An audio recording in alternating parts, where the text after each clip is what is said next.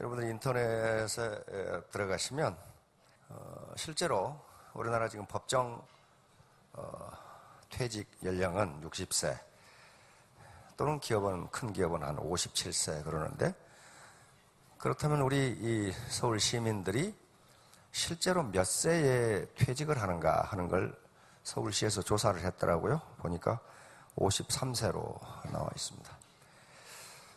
그럼 53세면은 정말 일할 능력도 있고 힘도 있고 의지도 있고 있는 시기인데 쫓겨나요. 그래서 그 한 대기업 임원의 인터뷰가 나와 있던데, 대기업 임원이면 상무급 이상입니다. 그리고 대기업 상무라도 전무로 승진 못하면 몇 년 내에 그만둬야 되죠. 이분이 54세더라고요. 그러면 대기업에서 상무 정도 했으면 어떻습니까? 엄청난 능력을 가진 분이에요. 또 리더십도 있고 그만한 지식도 가지고 있는 분인데 퇴직을 했어. 근데 53, 4세가 되면은 자녀들이 한참 대학 다닐 때예요. 이게 또 돈이 한참 들어갈 때요. 그리고 이제 얼마 안 있으면 애들 군대 갔다 오면 또 결혼시켜야 된다면, 그러니까 돈이 한참 들어갈 나이에 퇴직을 당한 거예요. 그래서 이분이 자영업을 해볼까도 했는데, 역시 이분은 지식인이에요. 아는 게 많아. 자영업을 하면 5년 이내에 망한다는 걸 자기는 알고 있다 그러더라고요. 실제로 국세청이 국회에 제출한 자료를 보니까 자영업을 해서 5년 이내에 생존 확률이 20%밖에 안 돼요. 그러니까 10명이 자영업을 시작하면 5년 후에 살아남은 것은 2개다 그런 말이에요. 2개다. 그러니까 이분은 그런 걸 아니까 자영업을 하면은 아마 3년 내에 나는 거지가 될 거다 그렇게 이야기하더라고요. 거지가 돼요. 왜? 퇴직금 받은 거 하고 집에서 이 집을 담보로 대출받은 거 자영업 했다가 5년 이내 망할 확률이 80%다. 왜 그래요? 왜 자영업을 하면 망합니까? 왜 그래요? 가장 큰 이유는 우리나라의 자영업이 OECD 평균의 2배입니다. 전 세계적으로 맥도날드 지점이 25,000개라는데 우리나라 치킨집이 3만 개를 넘어요. 그러니까 치킨집 하면 돈 벌 것 같은데 돈을 못 버는 이유가 너무 많아. 너무 많아. 그런데 또 경기도가 조사한 자료를 보니까 20개 중에 돈 버는 데는, 그러니까 100개 중에 20개가 살아남는데 돈 버는 집은 5개랍니다. 나머지 15개는 뭐냐? 지금 버티고 있는 중이랍니다. 버티고. 언제 망할까 하고 버티고 있는 중이고, 실제로 돈을 버는 집은 5개다. 그래서 그 아까 대기업 임원 있잖아요. 자영업도 못하고 오라는 데도 없고. 왜요? 대기업 임원쯤 했으면 그렇게 아는 것 많고 경험 많은 사람을 누가 데려다 쓰려고 그래? 안 데려다 써. 불편하거든. 그래서 뭐 하시냐고 기자가 물으니까 야간 대리운전한다고 합니다. 왜? 이것밖에 현재로서는 할 것이 없다. 대기업에 상무를 하시던 분이 삐삐 들고 연락 오면 마치 이 볼트처럼 뛰어가가지고 대리운전은, 그런 분들에게 정보를 전하십시오. 그런 분들이 많습니다. 여기 아주 비참한 통계가 또 나와. OECD에서 한국에 또 권고를 했습니다. 노인 빈곤율이 2012년에 통계를 보니까 2012년에 45%였는데 2014년에 50%로 올랐어요. 그러니까 노인 65세 이상 노인 2분 중에 1분은 빈털털이다. 가난뱅이다. 그러면 우리나라 이 노년계층이 게을렀느냐? 천만의 말씀이에요. 이 나라를 세계 최빈국 중에 하나인 대한민국을 세계 13대 경제 대국으로 만들어 놓은 주역이 바로 이 세대입니다. 위로는 부모 모시고 아래로는 자식 키우면서 자기 노후는 생각지도 않고 일하는 기계, 돈 버는 기계로 앞만 보고 달려온 세대예요. 어르신들 그렇죠? 정말 앞만 보고 달려왔어요. 그런데 또 퇴직이라고 하고 보니까 그동안 정말 뼈 빠지게 일해서 사놓은 집 한 채밖에 없어. 근데 통계를 보니까 이 세대의 금융자산 제로 그렇게 돼 있더라고. 은행에 돈이 10원도 없다 그런 말이에요. 집은 하나 있는데 가난은 나라도 구제 못한다고 했습니다. 그러면 결국 자기가 해야 돼. 자기가 나라 구제하는 거 기다리고 있다가 굶어 죽어버려. 그러니까 이건 안 되는 거예요. 자기가 해야 돼요. 자, 그런데 이렇게 이제 대한민국을 세계 최빈국 국민소득 80불에서 지금은 3만 불이 육박했죠. 이렇게 만들어놓은 주역들이 지금 길거리에 내몰리고 있다 하는 문제가 가장 큰 문제입니다. 그럼 이분들 어디서 어떻게 수용하느냐 하는 문제가 아주 좀 골치 아파요. 근데 너무 실망 마시고요. 왜냐하면 하늘이 무너져도 솟아날 구멍이 있어요.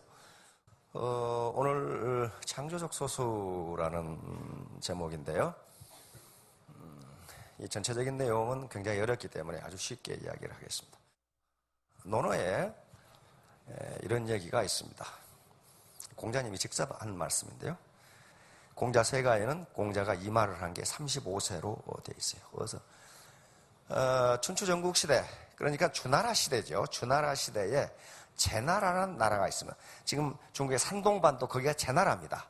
이 제나라는 주나라를 창건한 주나라 무왕의 군사였던, 즉 군의 스승이었던 강태공, 낚시질하는 사람 있죠? 그 사람 강태공이.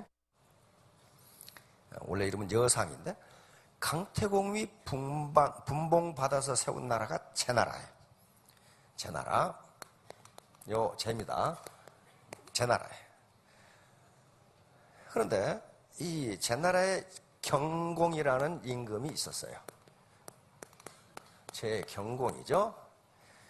요 공자가 35세에 가만히 생각해 보세요. 35세입니다, 지금. 제나라를 방문해서 경공 앞에서 지금 이야기를 하는 겁니다. 기라성 같은 고관 대작들이 다 있죠.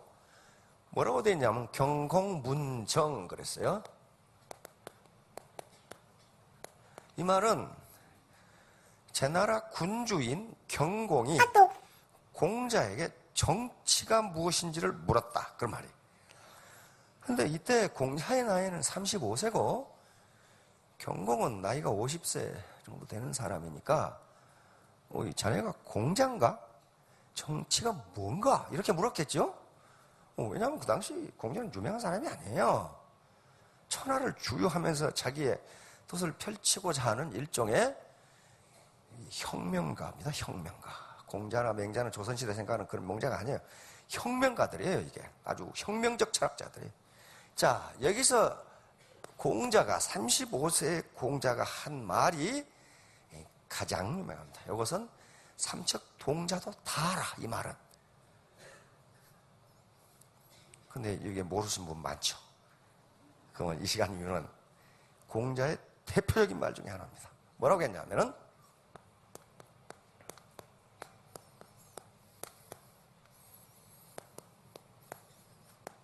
이렇게 이야기합니다.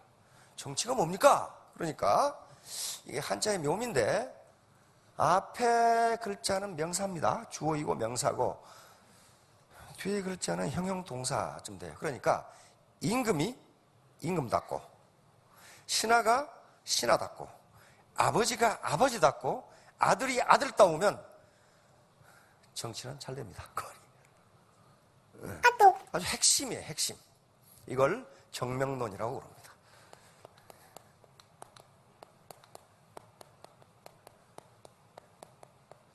정명론. 바를 정자, 이름 명자. 그러니까 이름을 바르게 하는 행동, 행실이에요. 그러니까 임금이라는 이름을 붙였으면 임금으로서의 역할을 해라. 그런 말이에요, 지금. 그렇지 않으면 이름에 걸맞지 않다. 그래서 이 말이 공자의 정명론의 대표적인 겁니다. 그러면 이 문제를 우리 애터미 사업에 적용하면 어떻게 돼? 응? 말을 만들어야 되겠죠. 꼭 무슨 수리수리 마수리처럼 이렇게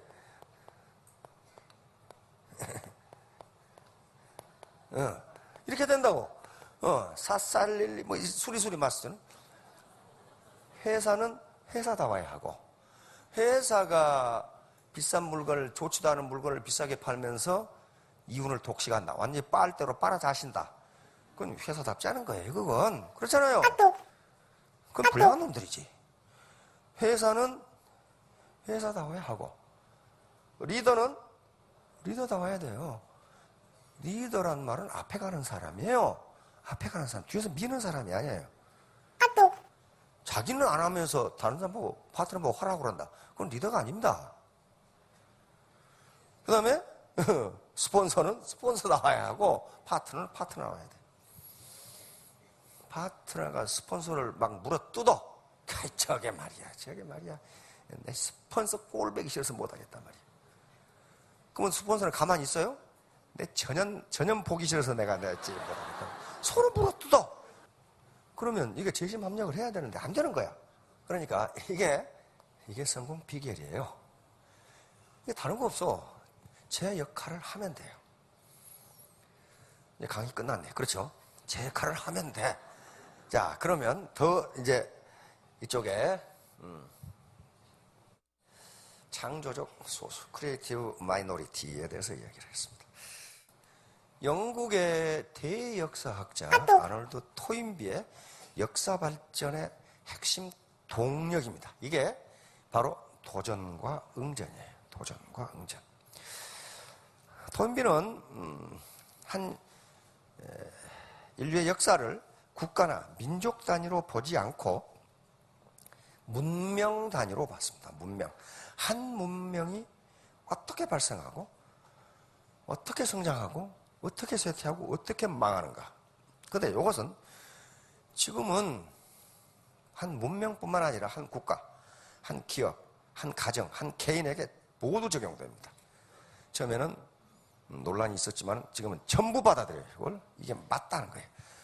자, 그래서 토인비는 1차 대전이 일어나면서 인류 역사가 왜 이렇게 전개되는가? 서구는 언제 멸망할 것인가 하는 것을 연구를 하다가 이 개념을 발견하게 됩니다. 자, 세계 4대 문명의 발상지가 바로 여기예요. 여기가 황허강 유역에서 일어난 중국 문명, 은나라 문명이죠. 은어에서 나온 은나라 문명. 이쪽에 티그리스 유프라테스 강 유역에서 나타난 메소포타미아 문명, 이게 수메르 문명입니다. 인도 문명, 여기 인더스강 주변에서 일어난 인도 문명, 그리고 나일강 여기서 나타난 나일 이집트 문명입니다. 아주 찬란한 문명을 이루어냈습니다. 그런데 여기에 공통점이 있어요. 공통점. 자연의 도전이 아주 심각하다는 거예요. 자연의 도전이 심각해. 자, 중국 문명 한번 봅시다. 여기 이렇게 황허강이 이렇게 흐르고 있어요. 이 밑에 양자강이 더 큰 강이 있어요. 양자강 주변은요, 굉장히 땅이 비옥하고 날씨도 좋고 굉장히 좋아요. 그런데 중국 문명은 양자강 주변에서 일어나지 않았어요. 도전이 심한 황허강 주변에서 일어났습니다. 자, 이렇게 되니까 그러면 문명은 어떻게 발생하느냐? 외부에 도전이 있는 경우에 거기에 사는 사람들이 응전, 리스판스를 해서 그걸 이겨내면 문명이 성장 발전하고 거기에 지면 망한다. 이것이 바로 역사 발전의 원동력이다. 이게 문명사관이에요. 자, 요놈이 여기서 도저히 못 살겠어. 산소도 부족하고 물도 부족하고 스페이스도 부족하고. 그러면 그걸 뭐라고 그래요? 그걸 도전이라고 그래요. 환경이 나에게 도전은 인간이 누구에게 하는 거 아니에요. 왜 이 말을 하는지 조금 있으면 알게 돼요. 도전은 환경이 나에게 해오는 겁니다. 이때 요놈은 어떻게 했어요? 이쪽으로 가버려요. 이게 뭐예요? 리스판스. 이게 응전이에요. 응전. 그러면 요놈이 이렇게 하다가 떨어져 죽을 수도 있어. 성공하는 날에는 숨쉬기가 훨씬 좋아. 그렇죠? 이게 응전이에요. 그러면 네트워크 마케팅에서 도전과 응전이라는 개념이 지금까지 조금 오염되어 있기 때문에 오늘 이 강의를 하려고 생각을 했습니다. 도전이라는 말이 배팅하고 같은 의미로 쓰는 배팅 세력이 있었다 그 말이에요. 도전 그러면서 배팅 이렇게 하다 보니까 우리 지금 밑에 판매사 그 이하의 사람들이 도전하라고 그러면 왜 스폰서님은 회장님이 하지 말라는 것을 시킵니까? 도전 배팅하란 말이에요? 그렇게 된단 말이에요. 근데 박 회장께서도 분명히 얘기를 했어요. 이 자리에서 뭐라고 했냐면 도전은 배팅이 아니다. 도전하지 않은 사람은 성공할 수 없다. 그런 얘기를 했는데 그 말은 귀에 안 들려. 그걸 보고 뭐라고 하냐면 선택적 경청이라고 그래. 언제나 외부 환경이 나에게 도전하는 겁니다. 그러면 나는 그게 리스판스를 보여. 리스판스는 두 가지예요. 외부 환경이 나에게 도전해 왔을 때 리스판스는 두 가지입니다. 첫째는 파이트 아니면 플라이트. 요것은 투쟁이에요. 투쟁이고 노력이죠. 노력. 이건 노력이고 투쟁이자 노력이고 네. 이건 도망입니다. 도망이고 회피예요. 그러니까 외부 환경에 나에게 도전해 오면 두 가지예요. 하나는 파이팅을 하든가 안 그러면 도망을 가든가. 나에게 지금 이틀 동안에 70이라는 포인트를 PV를 내가 도전하는 게 아니고 판매사라는 것이 나에게 도전해요. 야 임마 김말자 너 이틀 동안에 70 할 수 있어? 이렇게 나에게 도전해 와는 거예요. 그때 반응은 리스판스는 두 개예요. 파이팅 나는 할 수 있어 하고 파이팅 하든가 나는 못해 하고 플라이팅 날아가 버리든가. 도인비가 했던 말도 리스판스예요. 도인비는 리스판스 도망하든지 파이팅 하든지 둘 중에 하나라는 거예요. 그래서 도망하면 어떻게 되느냐 조금 이따 나와요.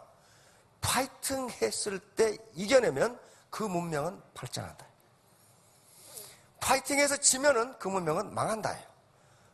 둘 중에 하나예요. 근데 파이팅도 안 하면 어떻게 되냐? 전멸해요. 전멸한다고. 요거예요. 외부가 도전하면 지금 우리에게 가장 스트레스를 준 외부 도전이 뭐예요? 뭐니 해도 시대의 흐름입니다. 시대가 흘러가면요. 과학기술이 발전하고 그 다음에 가치관이 변해요.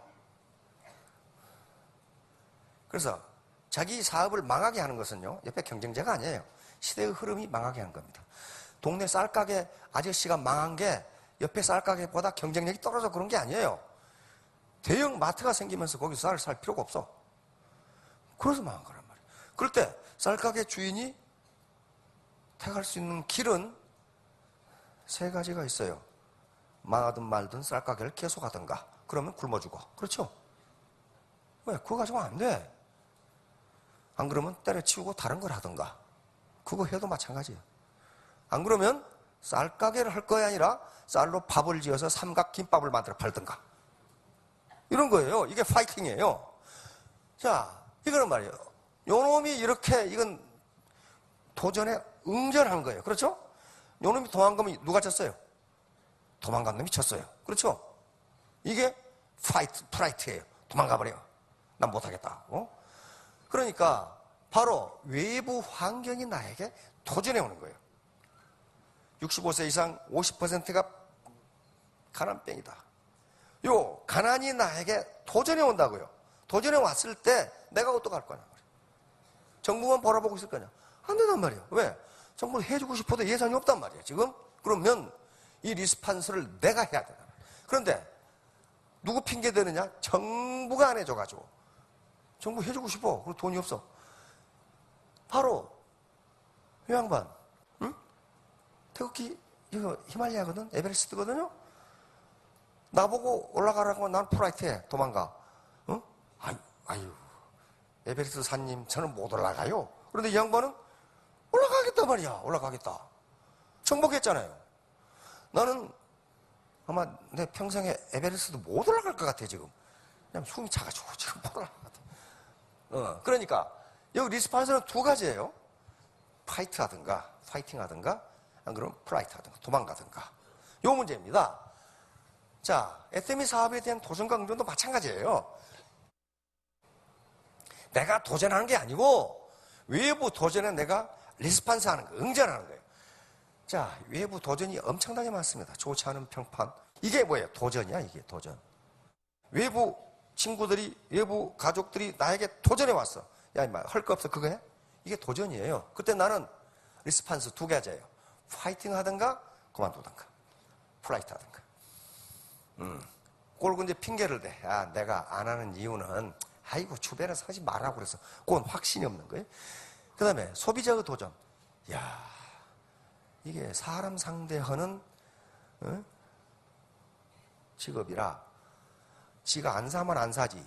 아주 자존심을 팍 꺾어버리는 사람이 있거든. 지도 펴고 다니면서. 이때 꺾어지면 안 된다. 그래서 거기다 또 핑계를 대. 내가 하려고 했는데 꼴보기 싫은 것들 보기 싫어서 내가 꼭 이 짓을 해야 돼? 이게 핑계가 된단 말이야. 그 핑계예요. 그 다음에 직급이 나에게 도전. 자, 다음. 이집트 문명이 어떻게 된 거냐. 자, 토인비의 역사 연구. 이집트 문명이 어떻게 된 거냐면요.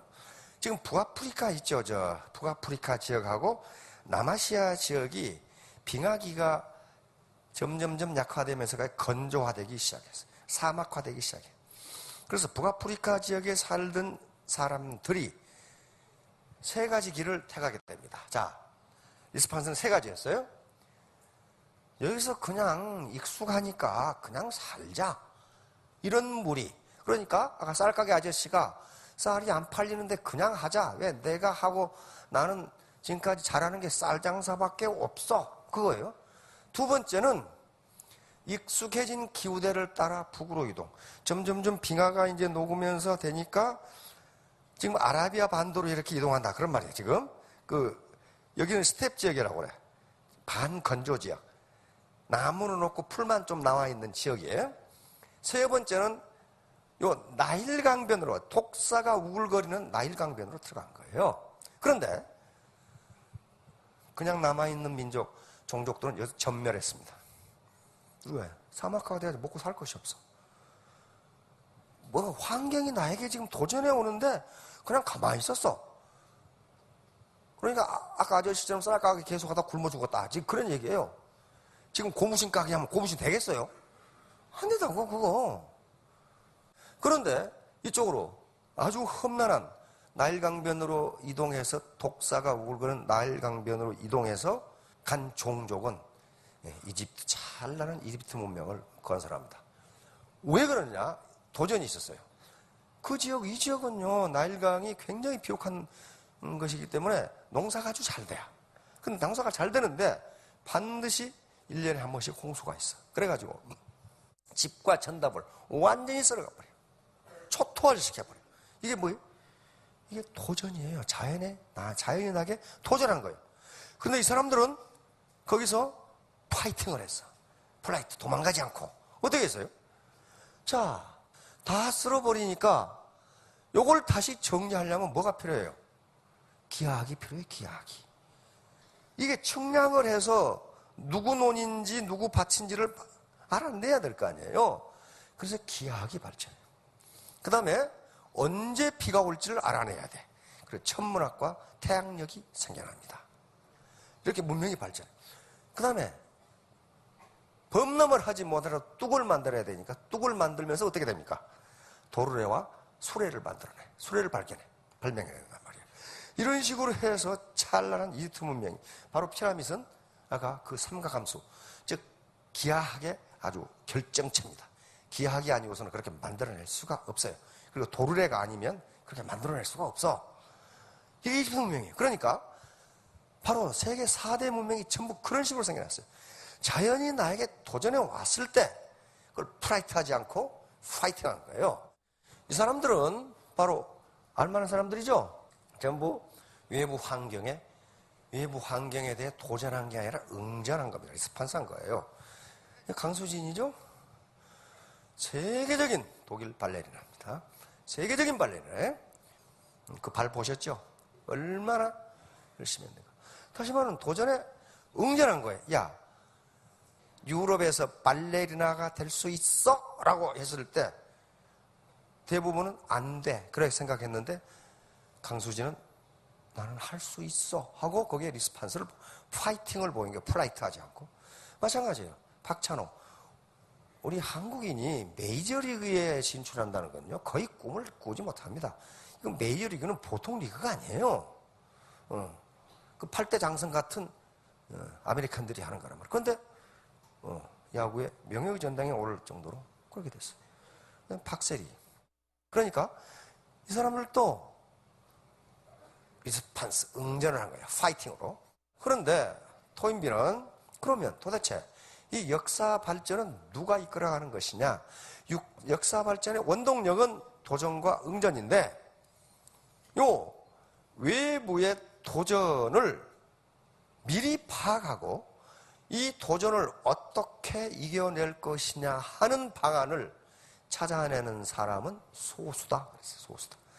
이걸 크리에이티브 마이너리티, 창조적 소수라고 불렀습니다. 그래서 어떤 문명이건 어떤 국가건 어떤 기업이건 창조적 소수가 있는 조직은 발전하고 융성하고 창조적 소수가 없는 조직은 외부 도전이 있는 경우 그대로 망한다 하는 게 도전과 응전이에요.